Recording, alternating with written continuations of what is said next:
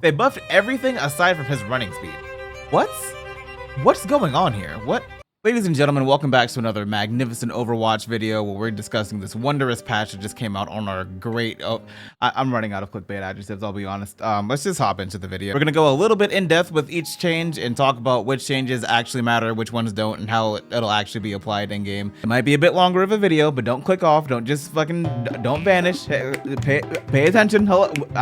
Come on, let's go. So starting off with Orisa, the dev comment reads, "We are increasing the effectiveness of Fortify to make Orisa a stronger counter against team compositions that lean on crowd control." And then the actual change is that Fortify's damage reduction is being increased from 40% to 50%. The reason why this is such a big change is because unlike other tanks that will have a limited amount of damage mitigation, be it with shields or be it with armor, Orisa still has armor and she has a 75 overhealth from pressing Fortify, and she has 50% damage reduction, and she's unstoppable while pressing it for what, 4.5 seconds. So Orisa mains, you might be able to live to see some fights for another day. This is obviously a big change that'll affect all brackets of elo, but it'll mainly affect lower elo where people are still focused on shooting the tank as opposed to shooting the supports that are pocketing the tank. Good old Ramattra. Ravenous Vortex, the projectile now passes through enemy heroes, but is still blocked by barriers. This is actually a great quality of life change. This is mainly just a buff, honestly, because his Ravenous Vortex is the ability that you throw it out, it halts people,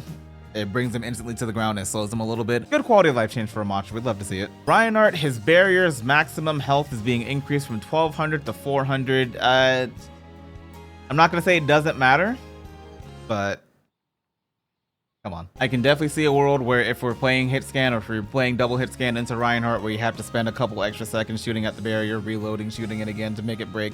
I can also see a world where this doesn't really matter because if your shield's low, you're going to comp to your team, hey, my shield's low. Reinhardt also says to his team in a voice line, hey, my shield's low. Part of me feels like the Reinhardt change doesn't matter. Part of me feels like it'll be useful in higher elos where people min-max a lot of their values, so we'll have to see how that plays out for the most part. Wrecking Ball, his quad cannon's manual reload time has been reduced from 2 seconds to 1.6 seconds. This does not affect the automatic reload while transformed into the ball, which is still 2 seconds. Honestly, I've reloaded manually while playing Wrecking Ball maybe 4 times in my life, so I'm not knocking that by any means. If anything, this gives Wrecking Ball players a chance to actually stay and complete and finish off their kills as opposed to is again dipping off trying to get another pile driver and repeating that process. I think just like with Reinhardt, this Wrecking Ball change is going to affect mainly again the higher echelon of people that will try to get the absolute max value out of all their abilities. And then we have Sojourn. Looks like she's just getting a random buff. Her railgun, the number of shots that you need to actually reach the max spread, going up from 8 to 12, and then the actual spread is being reduced by 12%. This is a good buff. She's not gonna be fucking Thanos like she was at the beginning of Overwatch 2. This is okay. I'm okay with this, especially since it's just to our primary fire. The spread's going down. Overall, this is fine. This is gonna affect every echelon of play. So they wrote the fucking Wall of China here. Good lord. So looking at this, what is this? So his primary fire increased from 18 to 19. So one damage on his bullets. That's cool. His Helix rocket damage goes from 80 to 90, which is a flat 10, obviously. Then his biotic healing goes from 35 to 40 per second. So they just buffed every part of his kit aside from, I mean, even still, his ult is from the heavy pulse rifle. So they buffed everything aside from his running speed. What's going on here? What?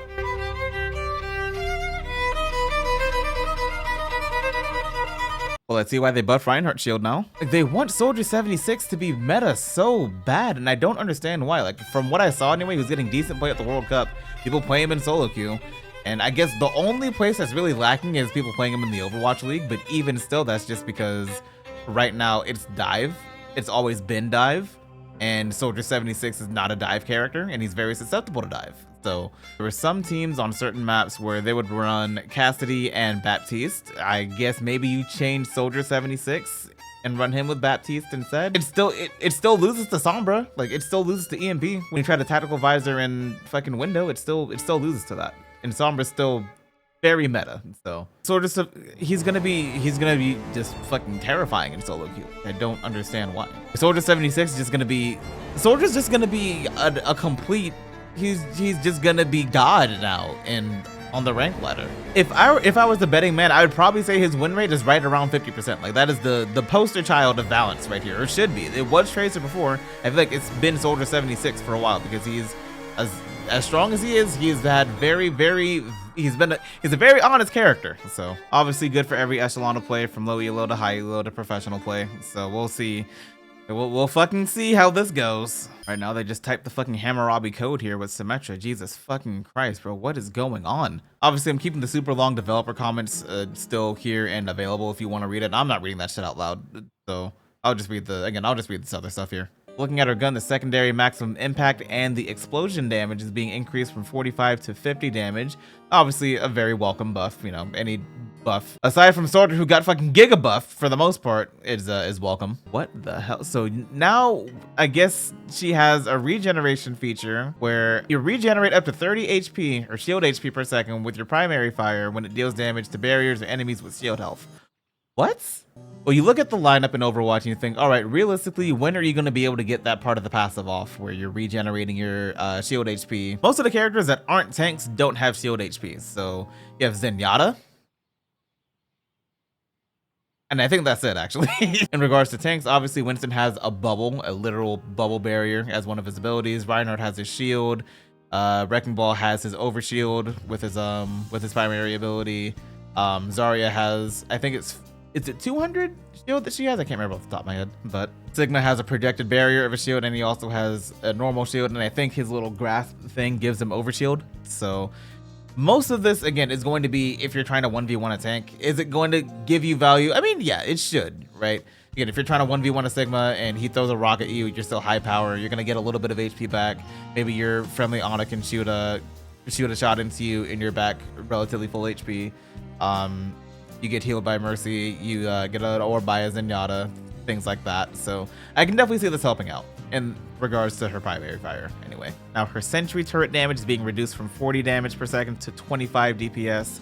RIP Car Wash. Now it has the passive ability of being able to reveal enemy heroes to allies while dealing damage and for 1 additional second afterwards. So that is cool. I'm not sure how practical that will be because usually, I mean, it usually is, right? I'm trying to think out loud here, but especially with the pinging system now where that's going to be applicable in every elo bracket. Someone walks in, you ping them, they're already revealed. They're revealed for a second afterwards. You can see exactly what direction they're going to go. If they're going to retreat, if they're trying to get high ground, if they're trying to do a flank, etc., things like that, you know. It's also not completely fucking miserable to just walk into a choke and just get instantly. Overall, I'm okay with this. People don't really play Symmetra in higher elo brackets, I'm pretty sure, aside from certain maps like Lijiang Tower, Nepal, or Midtown. Now we have Torb, his secondary fire spread on his rivet guns being reduced from 5 degrees to 4.5 degrees, excuse me. It's a nice buff, don't get me wrong. It's not like, oh, fuck yeah, 0.5 degrees type of deal. So we'll see how that plays out. The actual turret, the damage is being reduced from 14 to 11, and the cooldown is being increased from 10 to 12 seconds. I know that on console, the damage for turrets is reduced by default. I'm not sure if this is for PC and console, period, or if this is just for PC or what. So we'll unpack that at some other point. I do like this change though. Torb turrets are a fucking nightmare, especially if you're playing tank and you don't have the long range to shoot it. No one on your team decides to shoot it, so that turret is just beating your ass all game.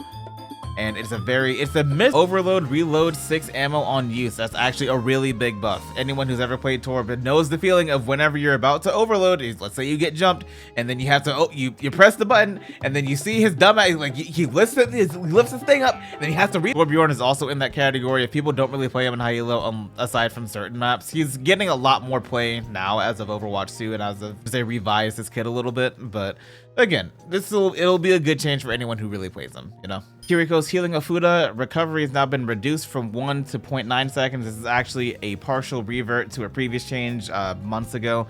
And months ago I said that change didn't matter, and here they are reverting it. So it turns out that I'm right. Increasing recovery times opens the opportunity to weave in secondary fire kunai more freely. This change doesn't fucking matter. Last but definitely not least, they have Zenyatta, whose Orb of Discord max range is being reduced from 40 to 30 meters, and now the time to wear off when not in LOS is being reduced from 2 seconds to 1.5 seconds. Zenyatta's Orb of Discord is an absolute fucking bane of any tank's existence, so any and all nerfs to the Orb of goddamn Discord is welcome. Orb of Harmony is obviously unchanged, so everyone on his team should be still relatively satisfied. Anyone who is aware of this time right here, that it changes from 2 seconds to 1.5 seconds, that will benefit from that. I would say all ELO brackets, but there are some people that do know, there are some people that don't know. That's regardless of whatever ELO, whatever you play in. The biggest change here, obviously 40 to 30 meters is fucking huge, but 2 to 1.5 seconds is massive. Being out of the fight for 0.5 seconds longer doesn't sound like that big of a deal, but in a game where most of the cast times are less than half a second, that is a lot. A lot of shit in Overwatch can happen in 0.5 seconds. Your entire team can get wiped from a nano visor in 0.5 seconds. So you're discorded, you move out of the way for 2 seconds, your teammate gets Hanzo headshot. It's in general, not just as a tank, just in general. If you're out of the fight for 2 seconds, it's a miserable feeling. So 2 to 1.5 is a lot better. And even though, in my opinion, Zenyatta is a pretty straightforward character, there are a lot of people in high elo and low elo who have no clue how the character works. So if you're asking me who's going to benefit the most from this change, I would say the people who actually know how Zenyatta's kit works and how to play against it. Biggest thing of the patch, though, is that Lucio Ball is back, so we can all rejoice.